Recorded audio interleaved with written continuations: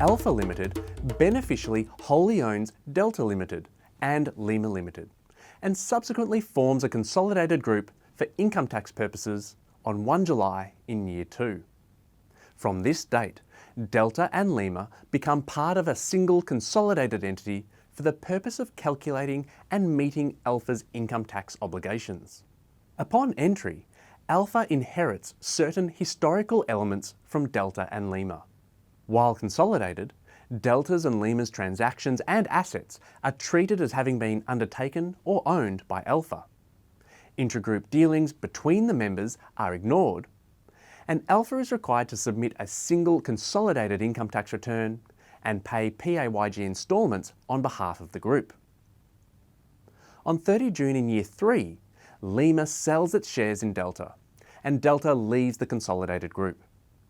Upon exit, Delta will inherit certain historical elements from the consolidated group, including some elements that it brought to the group upon consolidation. There are 3 core rules relating to the formation and operation of a consolidated group, including the joining and exit by subsidiary members. The single entity rule refers to the consolidated group being treated as a single entity for income tax purposes. Assets owned by the group members are treated as having been owned by the head company. Similarly, transactions by group members are generally deemed to have been undertaken by the head company. However, intra-group dealings are ignored for income tax purposes, reflecting how a single entity with multiple divisions would treat such dealings. The head company is responsible for record-keeping requirements and lodging the group's consolidated income tax return, and is also liable for any income tax liability, including payment of PAYG instalments.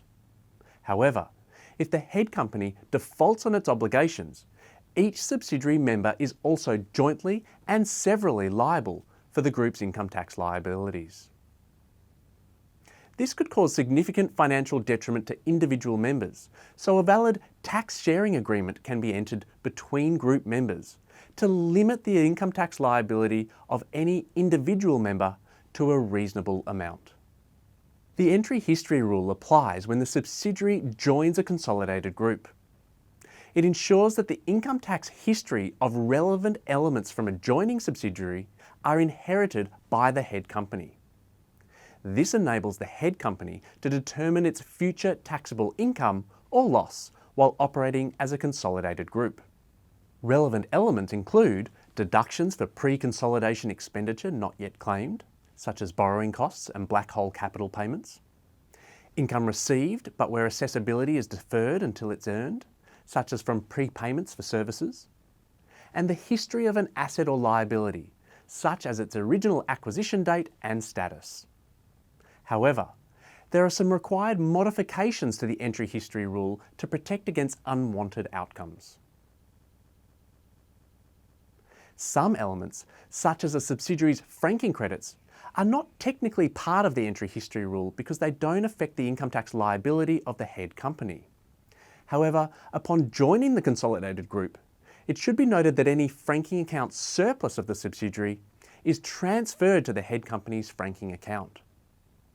The exit history rule applies when a subsidiary leaves a consolidated group.